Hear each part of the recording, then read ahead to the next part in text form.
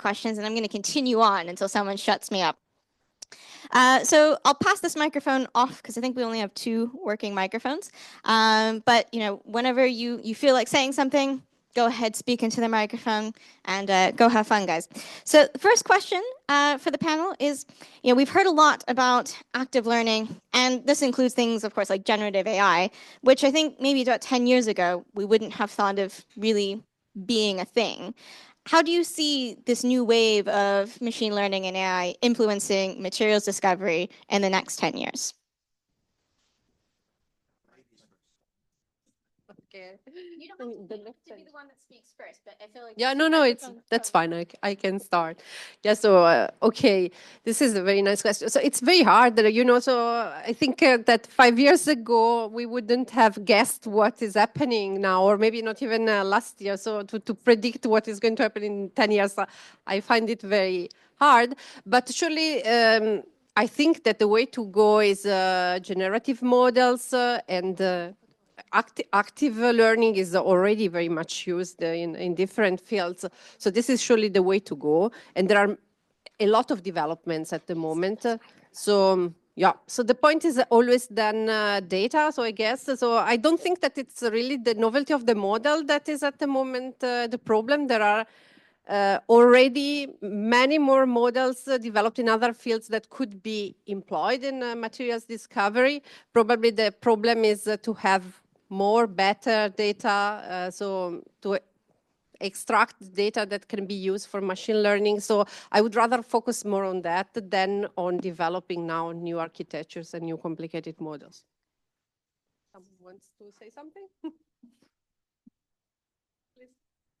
So to this, I would add, guys, that I don't know what's going to happen, but I'm pretty sure that chemists need to be shown that this hype about the AI, that it actually solves problems. And I'm not sure whether material science has formulated a problem yet that AI needs to solve.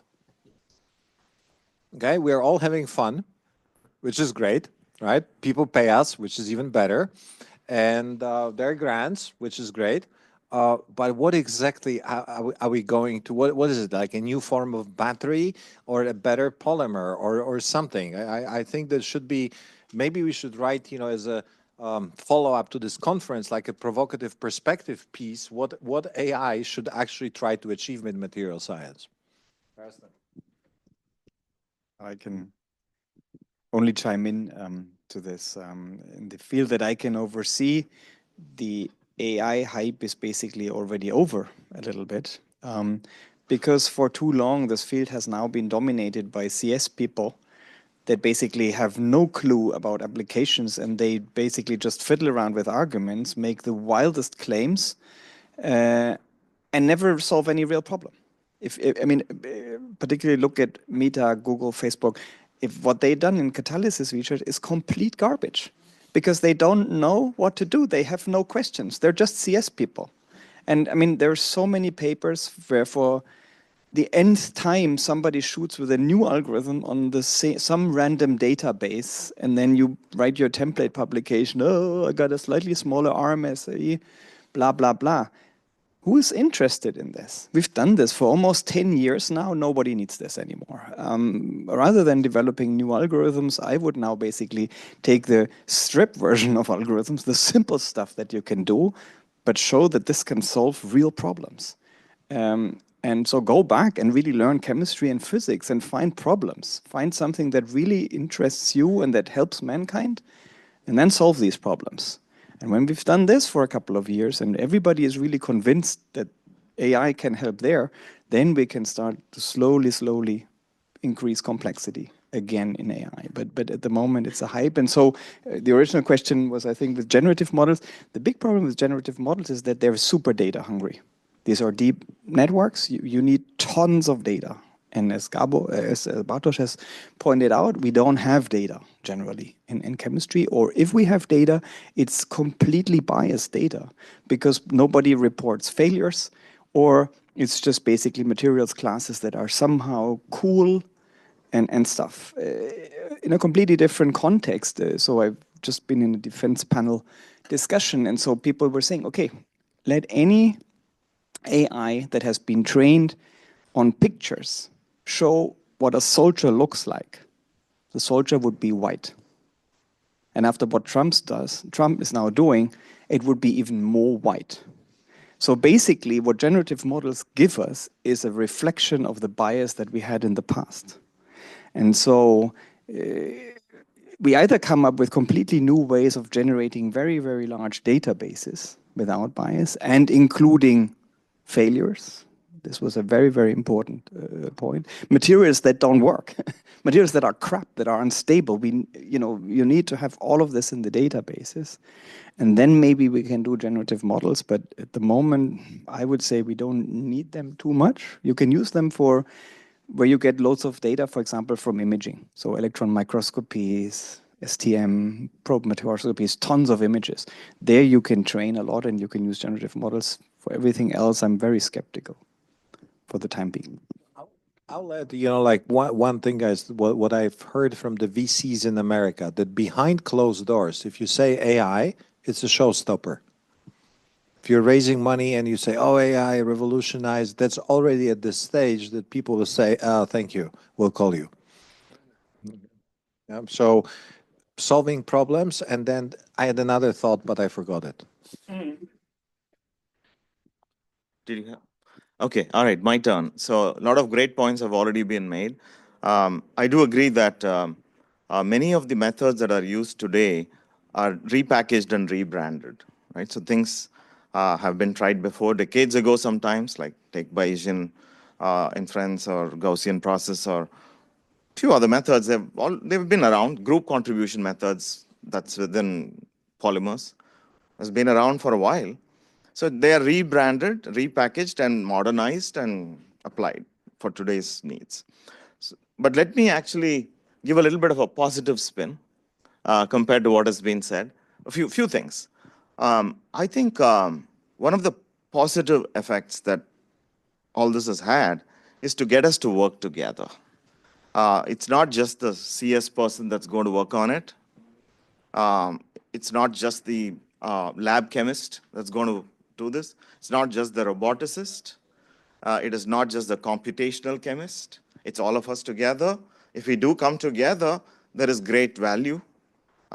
We can do a lot together that each individual could not have done before. So I think there are a lot of stories where people have come together. And even in this workshop, we have seen several examples of multidisciplinarity. I think that is a value add. I think it's got us to talk together, work together, and solve common problems. So that I think that's a great value add. The other thing is stories, success stories. I think we have seen a number of tangible success stories just in this workshop, and there is a lot emerging around the world in terms of actual tangible value. Like Karsten pointed out this morning, the machine learning force field took 3 months to solve a particular problem. But if you had used traditional DFT in the same computational resource, it would take 270 years, something like that. So that's a very clear statement, right? It's a very tangible statement. It's a verifiable statement. So I think, and there are many examples like that of tangible examples of successes or value add. So I think these things are beginning to happen. We need more. We need to see more for sure. Data is a big issue. We are using data that's out there, but there is a I would say there is a dark world of data. This is data that is inside Merck or BASF or ExxonMobil, DuPont, etc., which is never not published. We will not see them. But I think all this development is showcasing what can be done if you had the data, and it can spawn efforts that use both good and bad data or positive and negative results data. Take all that into account and make progress. So, okay, so let me stop there. One other thing to add, guys. Now I remember what I want to say. That I worry a little bit that, like when I was taught about physics when I was younger, let's say, it was all about unifying things, like, what Mr. Newton did, like one model, one theory, and so on, right? And now where we are going with AI, I worry that in a few years, every material will have, or material class will have its own neural network or transformer, and there will be like 5,000 models for 5,000 different materials, which to me somewhat becomes an antithesis of what science should be. But this is more like philosophical, like, can we unify this AI somehow? I think that, okay, it was kind of like that and has been like that, but now we are going the opposite direction. So there are these foundation models, at least for atomistic modeling, they are now becoming basically replacing all the other models slowly. But this will come then also at different scales, I think. So this is something that also the European Union with the new programs for projects try to push forward. So I think this is coming, hopefully. Yeah. Patrick, I think I had a question. Yeah, I just wanted to add, essentially Rampi said it, but you started off quite negative, but the big success story that we've seen is this enormous acceleration that we've had. I mean, in every talk in this workshop, we've seen just how much faster we can do the same thing we did 10 years ago, painstakingly, one student at a time, right? And we do this now in a couple of weeks. Right. So in the process, I think we're generating now also a lot more data that we can then later utilize to train even better machine learning models. So I think we are still in this upwards exponential, right, where we're heading. But I agree. I mean, formulating the right research questions where AI can help beyond just mere acceleration, I think that is still a challenge, right? Acceleration, I think we know how to do. But then how do we make the next step now towards something that is maybe as impactful as a large language model was for text processing?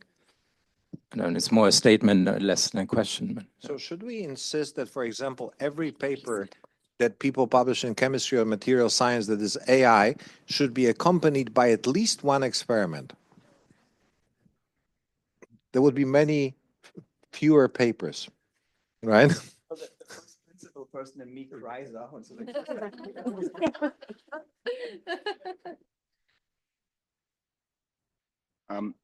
So my question is maybe targeted most at Silvana. I agree that sort of universal MRIPs are very attractive. I've worked a lot on benchmarking them, but already we feel that we've reached the point to which we can go with PBE, and sort of the entire field maybe needs to throw out all the data we've collected so far and start again with sort of hybrids or meta-GGAs if we want models that are actually useful. And not that many people seem to see that as the way forward. Like Meta would rather double down on a billion data set of PBE data than a 100,000 data set of sort of hybrid functional data. And sort of how do we change the incentive structure, given that we're chasing after ML incentives of bigger and better, to actually say we should do this sort of thing instead? Yeah, so I see where you want to go. But I think that this is coming, and it's coming fast. I think it will not take very long. So people are now changing functionals and doing databases with other functionals. And you don't need so much data because you just can do transfer learning, or you can use these multi-fidelity approaches. So you don't need to have so much data in higher quality methods like hybrid functionals or whatever. So this is going to come, and then you can also add more properties and being able to predict more properties at the same time. But I think first there were some fundamental problems. So the quality still of this universal force field was not good enough to replace specialized force fields. But now that they are good enough, one has to work on the data and to get a better quality of the prediction, and possibly mix also with experimental data. If there were more experimental data available, then you could have a quality of prediction that is beyond the DFT calculations.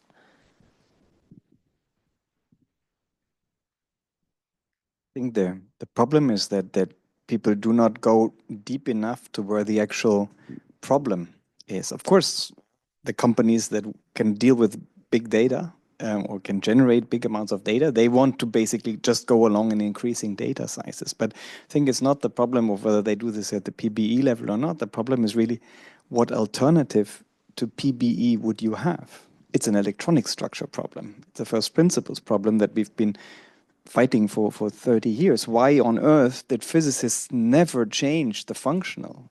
I mean, the only reason why PBE still exists is because it's equally shit all across materials universe, right? So that's why we do it. It's sort of like, we know it's not good, but it's also not an abysmal failure.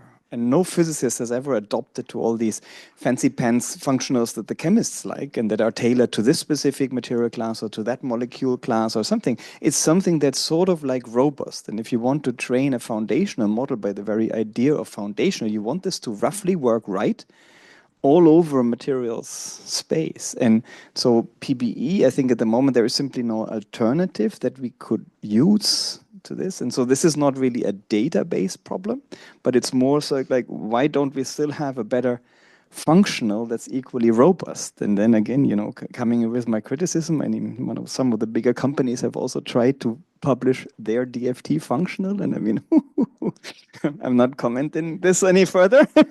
Only, I mean, of course, if you're a company, you get into Nature and Science. I don't know where they published it, but I mean, Jesus.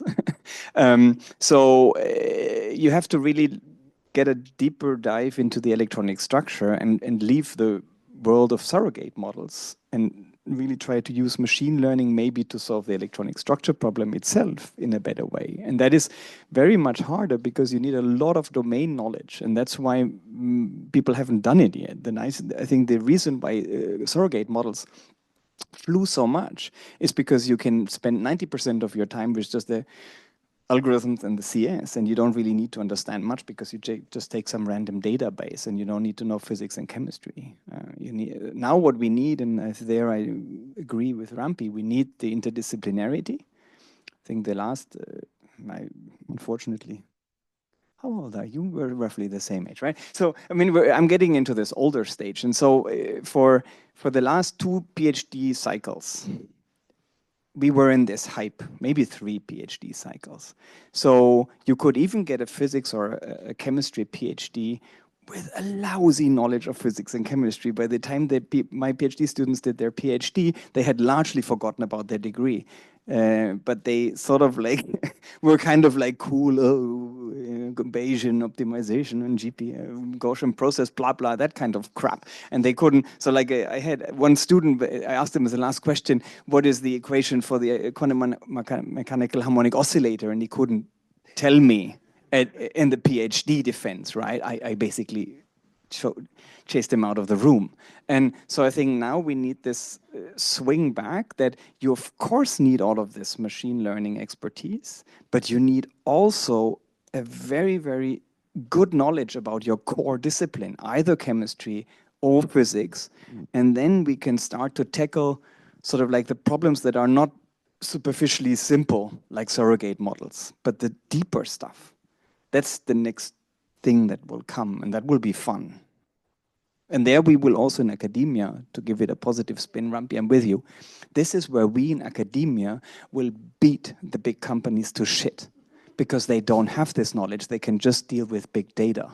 They don't have any good physicists. They don't have any good material scientists. They don't have any good catalysis people. They just have CS people. And so in academia, with good training, if we come with this interdisciplinarity, this is where we will shine.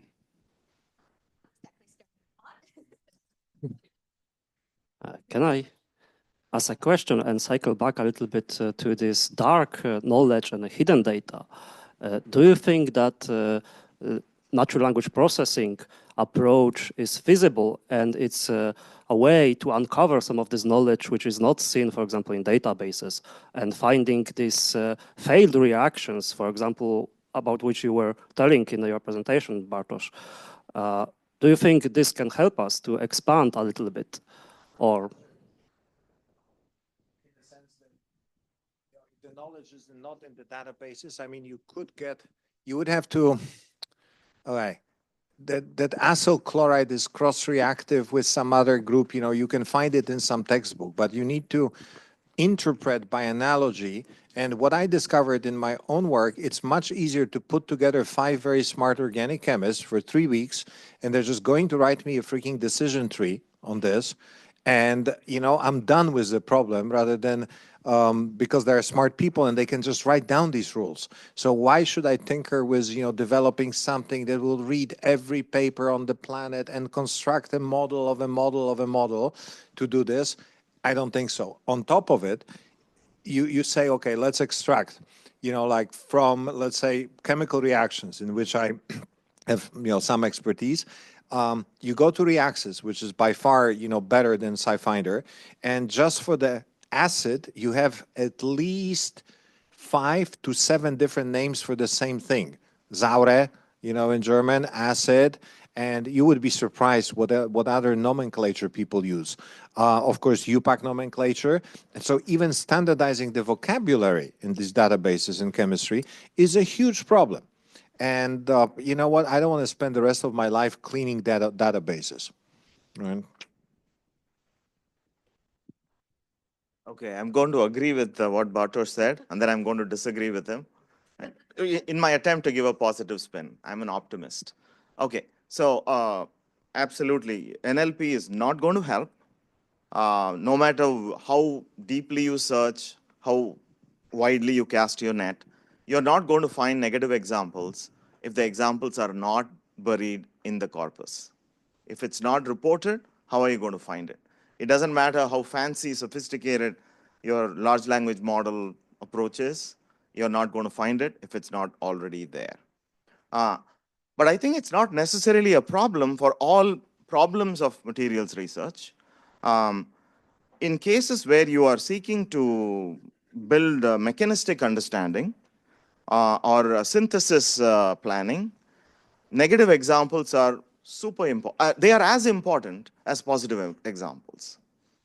Okay. There are other cases where this is a moot point. For example, let's say the goal is property prediction.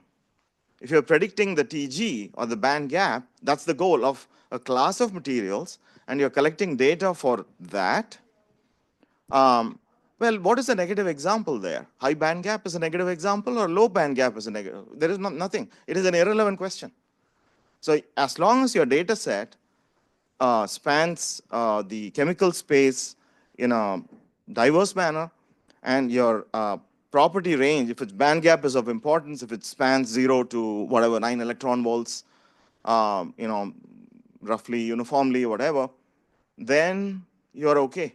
So this point of negative or positive examples is irrelevant in that particular use case, but it is super relevant if it is synthesis planning, for instance, or a mechanistic understanding, as Karsten talked about this morning. There you need to know all the different possibilities, right? So it depends on the situation, is what I would say. That's. Is it related to interpolation? Yeah, well, you cannot extrapolate into a regime. Yes, the short answer is yes, absolutely. Right. Yeah. You cannot extrapolate into a place where you don't have any data point, right? So.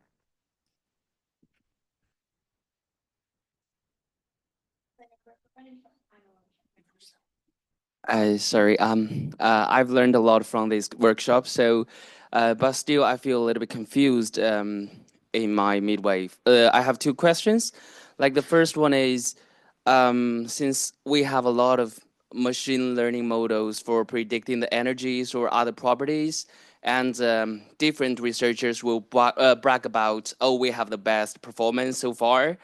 But my question will be, is it really necessary to have that high accuracy or precision? Because even if you say you have the best precision or accuracy, but you didn't prove that you can synthesize it or you can have the real results to show the effectiveness. So my first question will be, if we really need that high efficiency for the material or molecular exploration. And my actually second question will be, because the material thing can be like really multi-scale, and from a very micro level, it'll be like molecular level, and increase it, you can come to like crystal level or the material level, and maybe you can extend it to like chemical process level, like distillation or reactions. So can we eventually find a way to get everything together, have a ultimate utopia for chemistry and chemical engineering, like eventually? So this is my questions. That's a multifaceted question. I think first of all, with the accuracy, I think what you describe reflects exactly my earlier criticism.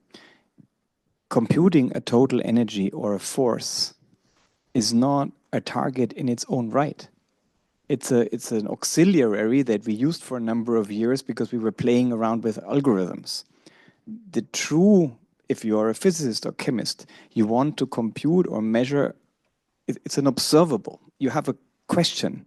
So how stable is the material? What is the temperature? What is the yield? Something like this. And at the end of the day, so then from this yield, or whatever is your observable, you would be able to say, okay, I need to know it within this certainty range because it comes with a question that you want to answer. What kind of error bars would still be acceptable for you?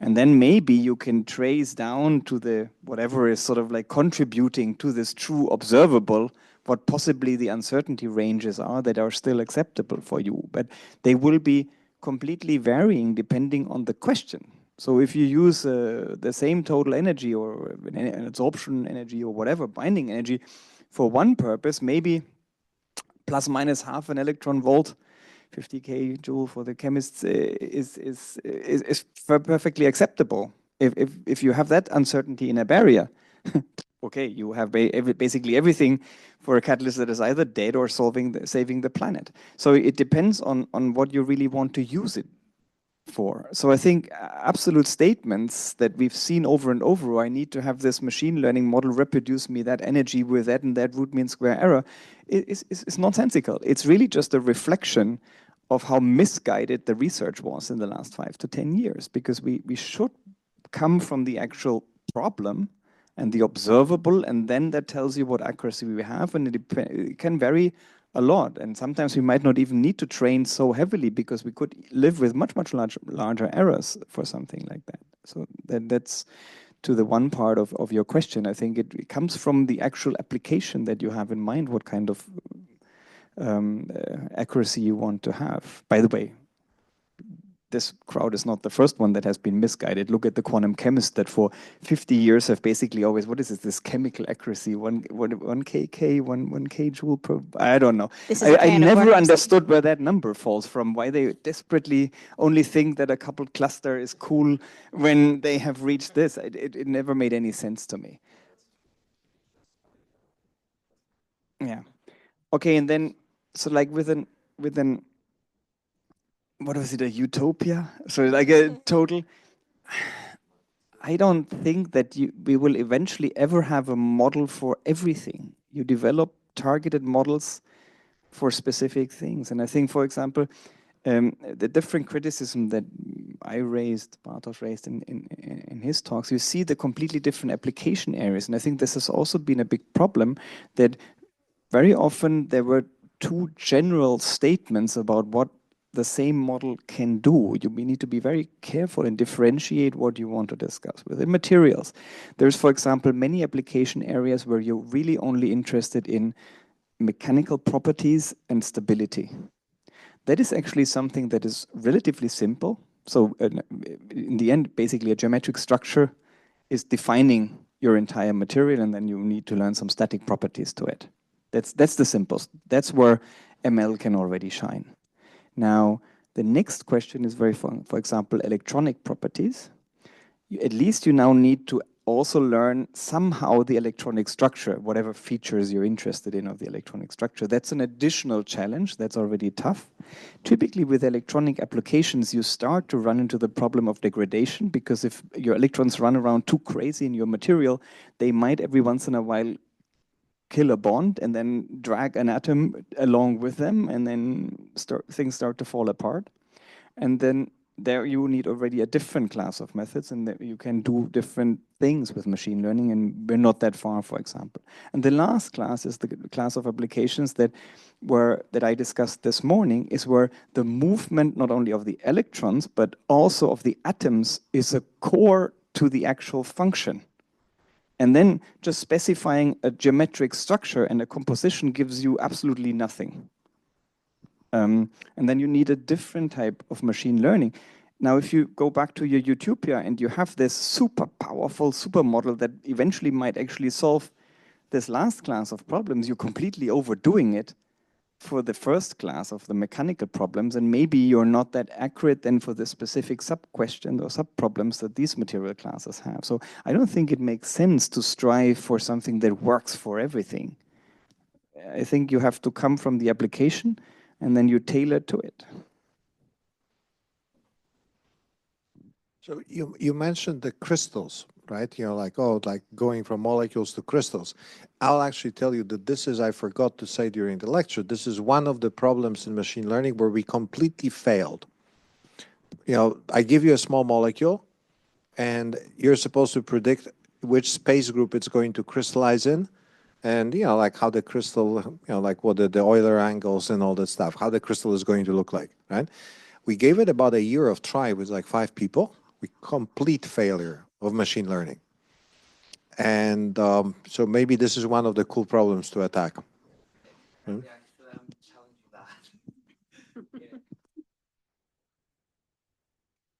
So continuing in this vein, and also something that was mentioned a little bit before, I want to address the education gap.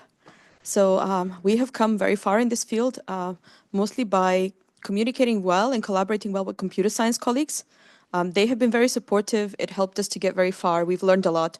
And now we are in the situation where we have our own graduates with the domain knowledge from physics and chemistry, materials engineering, who are also interested in data science and who are getting educated and generating new ideas, new approaches. I mean, they're really injecting a lot of originality into this field. I mean, maybe they're like less polluted by our own biases and knowledge from the decades ago, right? So I think people in this room and all the young people here, they're the ones who are really going to take the field forward. So education is very important, and we've all talked about at the conference about how we want to have these classes in our degrees, and how much pushback we're receiving from our purists in the department saying, oh, well, data science, it's not physics, it's not chemistry. You know, why should we teach this? How do you think we can go around this problem, and how do you think we could address this gap in education? Karsten argued for the need, right? This is a very difficult question, right? So then it depends a lot in different countries. So in Germany, it's super hard. So every time that you try to innovate, so to change something, you have to pass, I don't know how many different committees and things. And in the end, it takes years. And when the things change, probably it's already too late. So you don't react fast enough. I don't know how it is in the Netherlands, for example, and the US in the US, I don't. Yeah, I can add something to that. So well, there are 2 parts to education, right? So there is the classroom part, and then there is the research lab part. I think students who go through these sorts of programs that we've been discussing in this workshop, they are great beneficiaries, I feel, because when they graduate and go out into the world, they are not just an expert in one thing. Like I was when I did my PhD. After that, I knew DFT.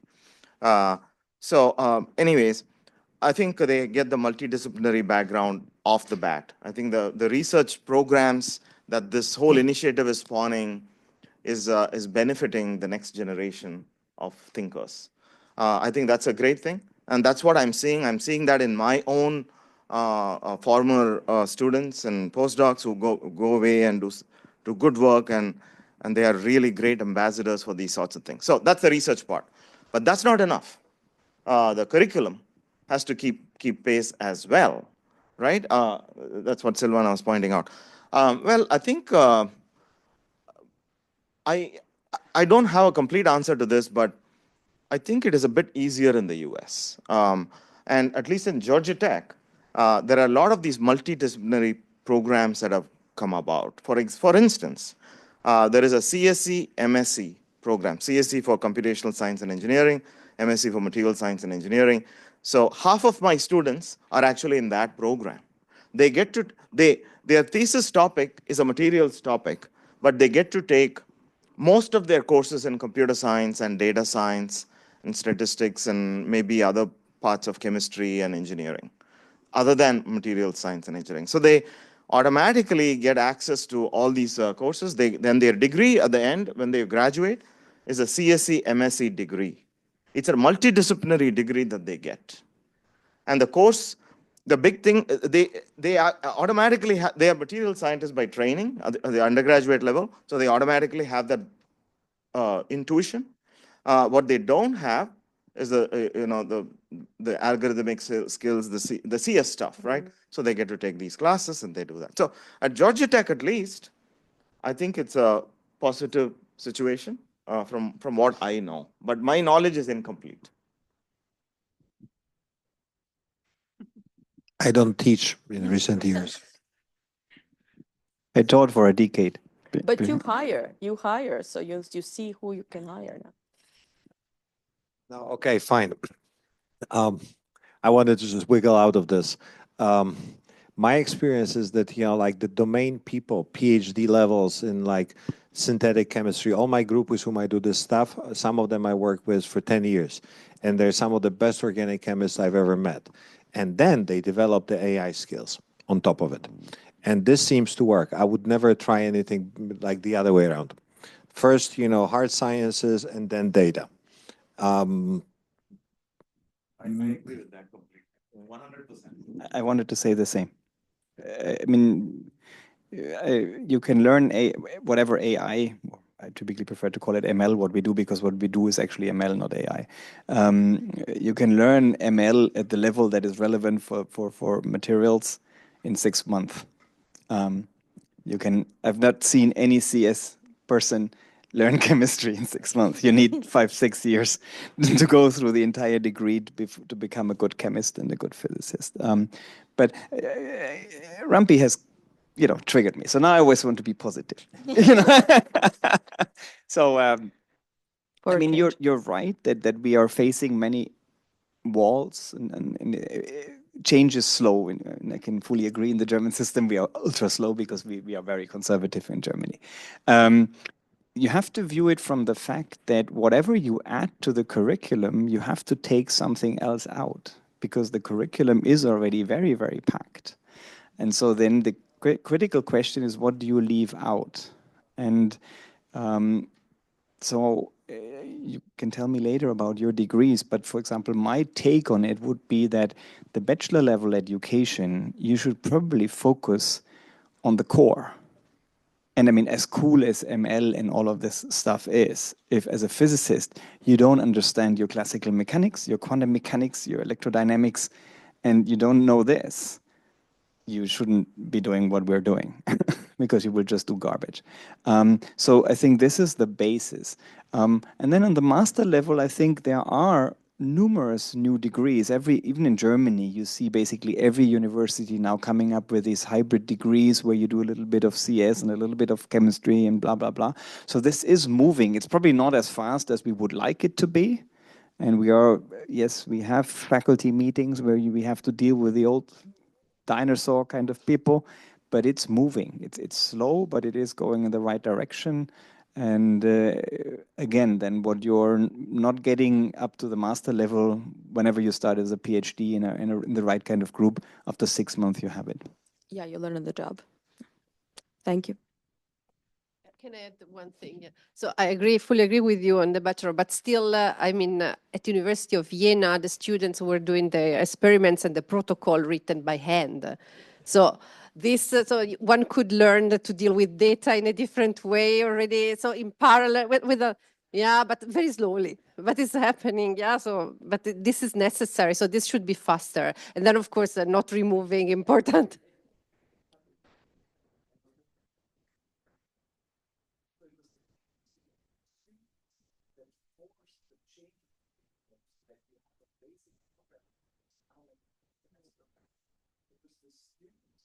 basically said we're not going to come until you're changed. Yeah. I was sort of like, and so it was crazy. You can shift, so it's slowly changing. Of course, it's a short programming course, and nowadays probably ChatGPT programming is much faster than any of these students have ever learned it. But there's pressure from the basics, and this moves things. So students here, you know what to do. One final question. Yeah, I have a question about underestimating the chemical complexity, perhaps, like this nice example that Karsten has shown this morning about changing of catalysis under like real conditions. So of course we see that machine learning provide like tremendous acceleration to the way we can compute things, but I wonder, do you think we still underestimate the complexity of a real world like problems, and like are we far behind like to kind of achieve that kind of, or perhaps computationally to reach to that kind of level that is happening like in reality? Yes. No, I mean, no, come on. I mean, at the end of the day, we are doing the same as computational people have done in the pre-ML era. And we do what we can do, and we work with models. And they were always simplified, or we knew that we couldn't deal with the full complexity of the real problem because it was just not tractable. Now, ML, one way or the other, empowers us and gives us more possibilities, but they're still finite. So I think it's kind of like natural that we do what we can do, and that gives us these kind of like glasses that we think, oh, you know, if you're not fully convinced of what you're doing, you cannot be a scientist. You cannot ignite what you're not burned for. So you have to be convinced that this shitty model that you work with is the best on the planet and it solves everything, right? Because that's why you're doing it. And so we are convinced of it, but we are by nature underestimating the true complexity. But that's inherent, and that was already there before ML. It will not change with ML. So for chemistry, I will tell you that we still lack in the fundamentals a lot in like synthesis. How many of you know what a reduction reaction is? It's very simple, right? You know, like let's say something is reducing a carbonyl and you have a skeleton, you know, a natural product, right? You cannot predict whether it's going to happen from the top or from the bottom.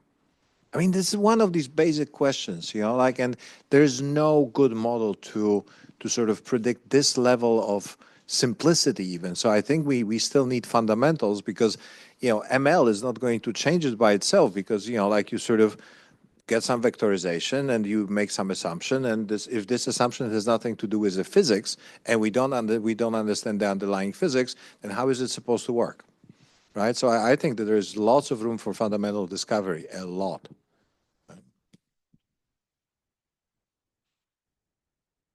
I'm happy with that. You're happy with that? Okay. So that's exactly 4 o'clock. We did a fantastic job keeping to time. No doubt because of your wonderful